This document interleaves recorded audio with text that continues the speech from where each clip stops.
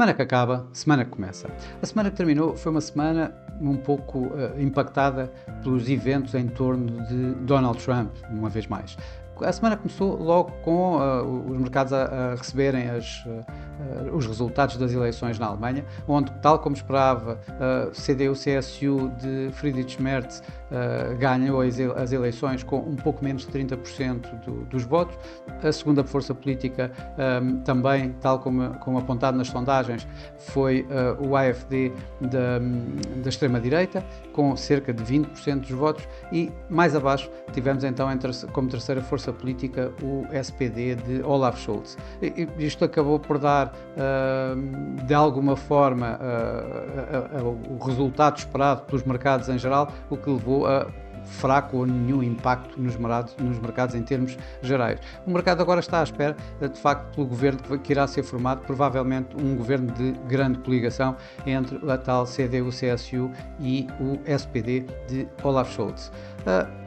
Claro que, mas foi o Donald Trump que mais impactou os mercados uma vez mais. Começou com um anúncio um pouco confuso relativamente a tarifas sobre o México e o Canadá, que começou por dizer que vinham só para 2 de abril, para um dia depois alterar e dizer que não, que as tarifas no México e no Canadá iam entrar em vigor dia 4 de março, ou seja, na próxima terça-feira, ao mesmo tempo que indicava mais 10% de tarifas sobre os produtos chineses e a possibilidade de 25% de tarifas sobre carros e outras coisas da União Europeia. Isto, claro que este sim teve mais algum impacto, nomeadamente nos mercados acionistas, que começam a temer, de alguma forma, as políticas demasiado protecionistas norte-americanas a nível global e com o dólar uma vez mais em ganhos. Entretanto, o que vinhamos a ter era os resultados da Nvidia, que, como sabemos, normalmente tem o poder de mover mercados. Desta vez não foi diferente, apresentou bons resultados, inclusive acima das expectativas dos analistas de Wall Street, mas ainda assim ficou aquém daqueles resultados fantásticos que têm habituado os investidores. Daí acabou por perder de imediato em bolsa cerca de 10%, arrastando todo o mercado tecnológico, todo o setor tecnológico, nomeadamente o mais ligado à inteligência artificial. Ao mesmo tempo íamos tendo, e fomos tendo no final da semana, mais dados económicos, nomeadamente a inflação. Na Europa, tanto em Espanha, França, Itália e Alemanha, antes dos dados agregados da zona euro na próxima semana, tivemos uns dados relativamente em linha com o esperado, portanto sem um impacto também relevante nos mercados. O Core PCE Price Index, a medida preferida do Fed à inflação, saiu um pouco abaixo do esperado, esperava-se à volta de 0,4, saiu 0,3 a nível mensal. A nível anual, portanto, a medida anual caiu dos 2,8 para 2,6, quando o mercado esperava 2,7. Claro que isso acabou por colocar uma vez mais aqui pressão sobre os mercados de alguma forma, que curiosamente não reagiram as expectativas em termos de taxas de juros do Fed aumentaram para mais cortes, mas isso não se fez ver, digamos, nos mercados acionistas, que continuaram a cair, com os mercados obrigacionistas um pouco a subir, com as yields a caírem.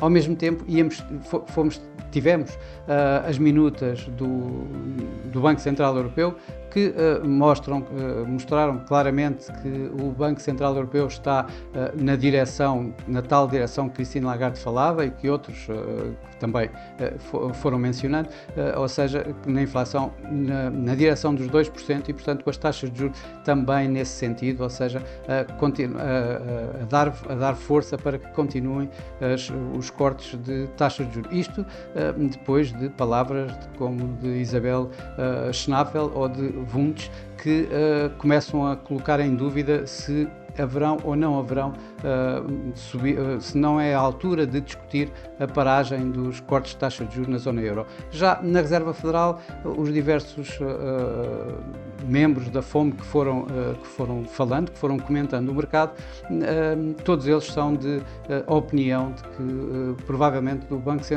Central norte-americano irá manter durante mais algum tempo o atual nível de taxas de juros. Ora, isto acabou, tal como eu há pouco tinha acabado de dizer, por levar os mercados um pouco para alguma aversão ao risco, aqui um risco estragado, como eu lhe costumo chamar, em que, como vemos por aqui, durante toda a semana as yields obrigacionistas estiveram em queda, isto com os mercados a procurarem ativos de mais refúgio e de menos risco, que são as obrigações, e a preterirem, digamos, as ações. A semana terminou, como todos nós vimos, com uma discussão na Casa Branca entre Zelensky e Donald Trump, o que criou ainda um pouco mais de alguma indecisão nos próprios mercados, acabou por talvez com um sentido de risco, apesar de nos Estados Unidos os mercados acionistas até terem reagido bem nas últimas horas, o sentimento de risco aumentou um pouco para a semana que aí vem. Bom, no geral, os mercados acionistas esta semana tiveram negativos. E não nos podemos esquecer que também foi a última semana do mês, portanto, com um mercado, com um mês que acabou também ele um pouco para o negativo. Ora, no mercado semanal, os mercados acionistas a nível semanal, o que nós vimos foi perdas fortes na Ásia, nomeadamente o Nasdaq, que liderou o Nikkei, que liderou as perdas a perder mais de 4%. O Nasdaq, apesar da recuperação nas últimas horas, mesmo assim acabou por esta semana perder mais de 3%, à volta de 3,5%. Na Europa, os mercados esta semana estiveram mistos, entre ganhos e perdas. O DAX sobressaiu no lado positivo, ganhando esta semana cerca de 1%, um pouco menos de 1%. Já no mês, no geral, foi bastante negativo. Mas tivemos aqui assim algumas nuances. Isto, por exemplo, na Ásia, os mercados na China que tiveram ganhos relevantes. Vemos aqui assim o Hang Seng de Hong Kong, que durante o mês de fevereiro ganhou mais de 13%. Na Europa, curiosamente, apesar da ameaça constante das tarifas, também foi um mês positivo, em que tivemos aqui o Eurostoxx e outros, o DAX, por exemplo, em máximos históricos, e o Eurostoxx a fazer 4,5% durante o mês de fevereiro. Já, por exemplo, o Nikkei, isto na outra parte dos mercados asiáticos, que não foram os chineses, caiu, liderou as perdas ao cair 5,7%, e nos Estados Unidos os principais índices do Wall Street também caíram durante este mês de fevereiro, o Russell liderar essas mesmas perdas, a perder mais de 5%. Por cá, o PSI foi dos que ganhou durante o mês de fevereiro, ganhou aqui um pouco mais de 4%. Já esta semana também foi, digamos, dos que ganharam esta semana. Também teve um desempenho positivo maior do que 1%. Isto apoiado, digamos, pelos ganhos fortes da NOS, que quase com 13% de valorização durante esta semana, e por outro lado a EDP, que perdeu aqui 3,5% durante esta semana. No mercado cambial, o dólar foi o grande ganhador numa semana de aversão ao risco como esta que vimos aqui, em que veio de níveis que chegaram a ir ligeiramente abaixo de 106 para terminar ali à volta dos 107,50 aproximadamente. Já o euro-dólar, que começou a semana à volta dos 1,05, ligeiramente abaixo, chegou a fazer quase um máximo do ano, esteve muito perto dos máximos do ano, que estão a 1,0533, mas acabou a semana aqui assim abaixo de 1,04 uma vez mais. Não é uma grande volatilidade para os acontecimentos que têm vindo a suceder. No entanto, é relevante esta queda do euro-dólar durante esta semana. Já o dólar-iene inverteu um pouco a tendência que tinha tido do iene a valorizar, do dólar-iene em queda, com o dólar-iene que chegou a negociar abaixo de 149 e no final da semana chegou muito perto de atingir os 151 ienes por dólar. Obviamente, com as tarifas a aproximarem-se para o México e para o Canadá, as duas divisas estão novamente sob pressão. Ainda assim, o peso mexicano tem aguentado relativamente bem, isto talvez fruto que haja um pouco mais de discussões, um pouco mais da possibilidade de acordos, pelo menos aparentes, com os Estados Unidos relativamente às tarifas, e o dólar México acabou por andar ali assim, a paridade entre o dólar no México e o peso mexicano andou ali à volta dos 20,40, 20,50. Já o dólar Canadá foi uma subida constante, ou seja, uma queda constante do dólar canadiano, que está a atingir novos máximos aqui acima dos 1,44.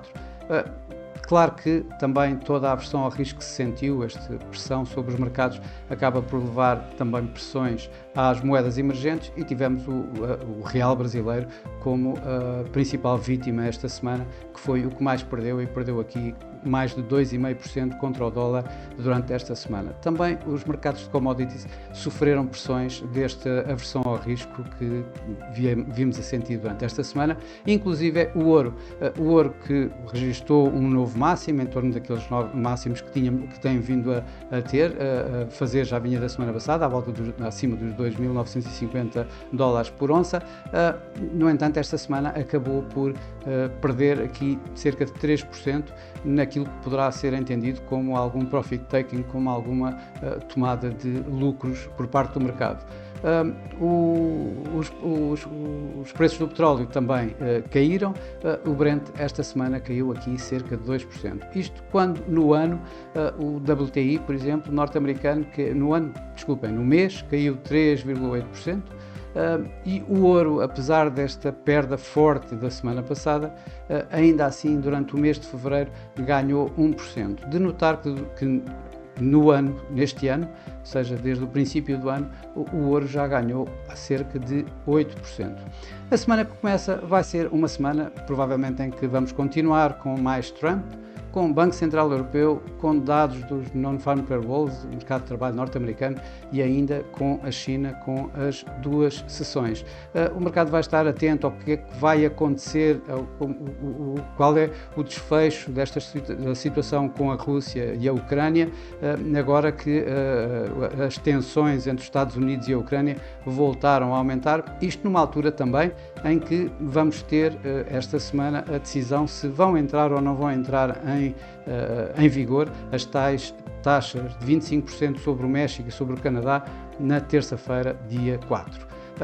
Vamos ter as duas sessões na China, onde o mercado vai estar atento a esta reunião, uma reunião onde a China marca o objetivo para o ano, para este ano, para 2025. O mercado está à espera que provavelmente o Xi Jinping vá manter o tal crescimento económico de à volta de 5%, isto numa altura em que vamos tendo mais problemas em termos da procura externa, portanto, e a China vai ter que voltar mais para a procura doméstica para continuar a crescer. O mercado irá estar certamente atento a ver se há algumas ajudas, digamos, por parte do governo chinês ao mercado para que esse objetivo dos tais 5% que o mercado está à espera de ouvir seja atingido em 2025. Vamos ter o Banco Central Europeu. O mercado não está à espera de outra coisa que não seja um corte de 25 pontos base na taxa de juros. No entanto, a grande questão é se vão continuar a cair ou não vão continuar a cortar as taxas ou não vão continuar a cortar as taxas. A discussão já de alguma forma começou a ficar aberta sobre se vai haver uma interrupção do ciclo de corte de taxa de juros ou não. Há aqui uma situação que é, na declaração de política monetária, tem-me aparecido que as taxas de juros ainda estão em território restritivo. Vamos ver se isso ainda se mantém ou não. Se se mantiver, o mercado vai entender isso como que as taxas de juros vão continuar a ser reduzidas por parte do Banco Central Europeu, mas caso essa restritividade seja retirada da tal declaração, provavelmente o mercado vai entender isso como a possibilidade de haver aqui assim, pelo menos uma suspensão deste ciclo de cortes de taxa de juros por parte do Banco Central Europeu. A nível de dados económicos, o grande dado económico, obviamente, desta semana são os dados do mercado de trabalho norte-americano, nomeadamente os do último dia da semana, os non-farm payrolls, onde o mercado está à espera, depois dos 143 mil do mês passado, que este mês ele venha mais ou menos em linha com esse mesmo número, talvez um pouco abaixo. O consenso está ali à volta dos 140, 135 mil novos postos de trabalho, isto quando também está-se a descontar que a taxa de desemprego se mantenha nos 4% e que haja alguma desaceleração no crescimento salarial, que no último mês mostrou 0,5% e este mês o mercado está à espera de 0,3%. Por fim, vamos ter aqui sim mais alguns resultados, nomeadamente a Aramco da Arábia Saudita, a Broadcom norte-americana ou a Lufthansa e a Bayer na Europa. Vai ser uma semana obviamente mais calma em termos de resultados do que foi a semana anterior. Bom, e por hoje é tudo. Desejo a todos uma boa semana, bons negócios e eu estarei cá para a semana com mais um Semana que Acaba, Semana que Começa. Até lá!